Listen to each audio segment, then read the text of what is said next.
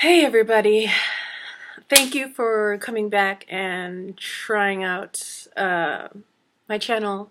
I decided today to be a little bit more focused and I'm going to tell you about my story with fibromyalgia. Um, I have other chronic illnesses, but I want to just focus on fibromyalgia today just to keep it kind of short and really give details so that maybe you can, get some ideas from tricks that I've learned from over the years. I have had fibromyalgia for over 10 years. Um, I was diagnosed with it when I was fairly young, in my early 20s. And it's crazy the way that it happened because I worked out regularly as a young person, and I remember I was doing the, which I forgot which set of videos. It wasn't Zumba. It was really intense. Gosh. Anyway, it was a really intense workout. So I was doing that every day with a group of friends at lunch during work, and everything was fine. I was just living life. But then I started to notice that my ankles started to hurt and they started to feel kind of sore. So I thought, well, maybe it's from this intense workout. So I'll take a break and I'll you know give my ankles a break. So I did that and I stopped the exercising, and the pain just started getting worse to the point where I couldn't even walk. I couldn't stand on my feet because it hurt too much.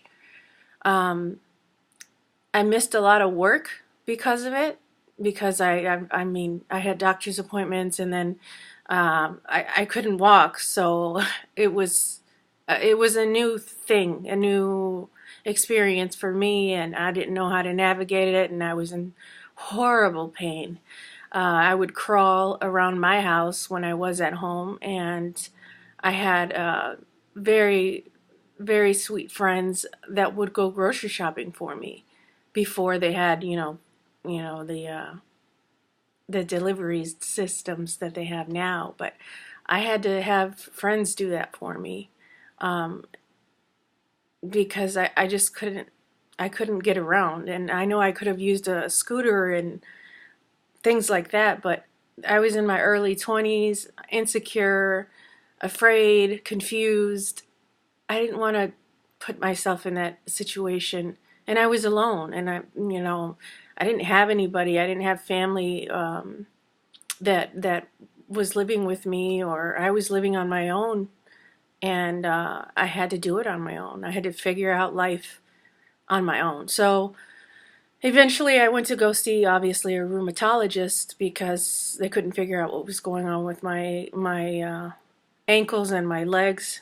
It traveled up to my knees, my hips, my back, my rib cage. Pretty soon everything hurt. When I say everything, even my knuckles and my toes started to hurt.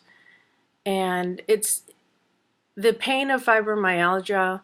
It varies, and it can actually be a different type of pain depending on the day. It really doesn't matter.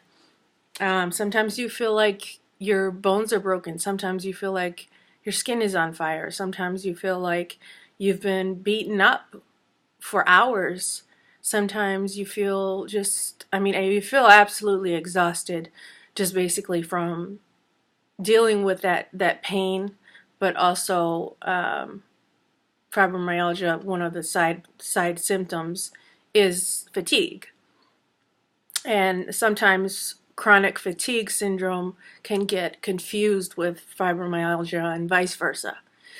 I kind of personally feel like they go together, just from my experience, because my fatigue, the fatigue that I've experienced since then is it's crazy.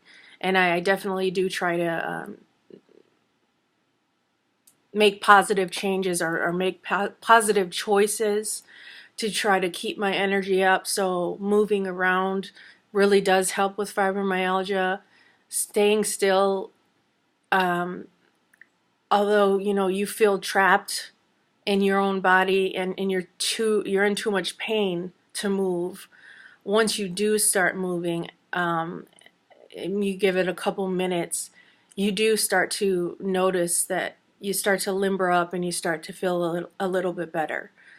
The only issue with that is that you can't move around constantly. If you have a day job, you have to sit down at your desk, right? You can't walk around your office all day because you don't want to feel pain. So it really does affect your entire life, your social life. My social life went away.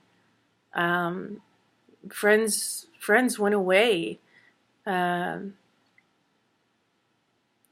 It's been quite a journey, and I'm not at that place to say, oh, I'm grateful for it yet. Just to be real with you guys, I'm not. But I definitely have learned so much good and bad from it. And so with fibromyalgia, again, you have that chronic pain. You also have insomnia with it. You have trouble sleeping, or you don't get to that REM sleep. You don't get to that place of sleep well enough or long enough to really have any kind of positive impact on your sleep for your body. So with the rheumatologist that I saw, he had diagnosed me with a very rare form of arthritis, which I didn't really agree with. I got a second opinion and went to another rheumatologist who basically told me that diagnosis that the other doctor had given me was very common in Caucasian older men, not in younger female Hispanic women. So it's probably not that. So what he tested me for was fibromyalgia. Now the test, and it's not great that 10 years down the road or longer, the tests are still the same. There's no blood work. There's no x-ray to tell you, oh, yes, you have, fibromyalgia. I can see it here. I can see it in your blood work. I can see it in your labs. No, there's nothing. The only thing that they do is they push on some points in your body, and if they hurt, you have fibromyalgia. While that can be comforting to some people, it's also it's kind of scary, because then you're looking at a medical system that is basically judging on what you feel.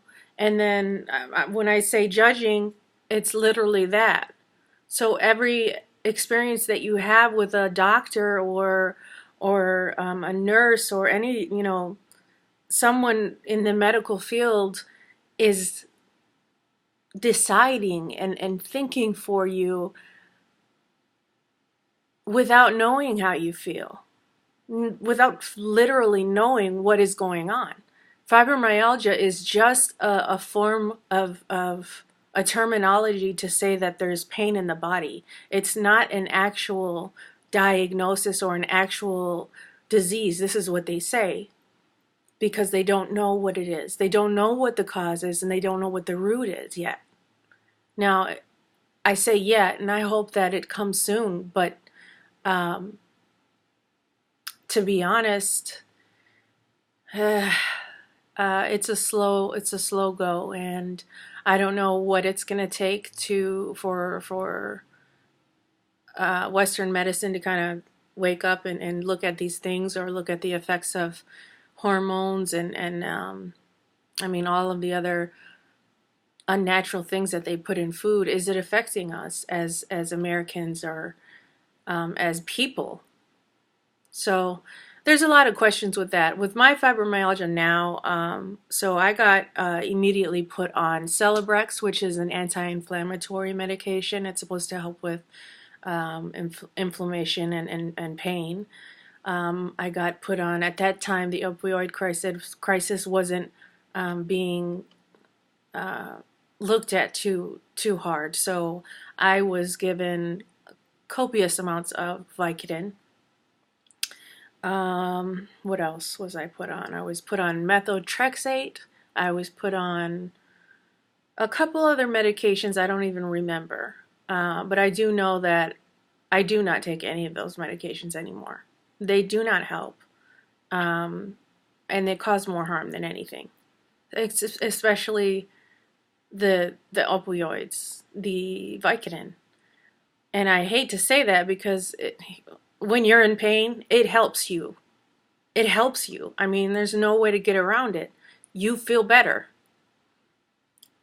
So how do you not take a medication that makes you feel better? You know? But it can constipate you. It does constipate you. And with people with fibromyalgia, they usually do have irritable bowel syndrome, some type of digestive issue. So it's kind of playing against you.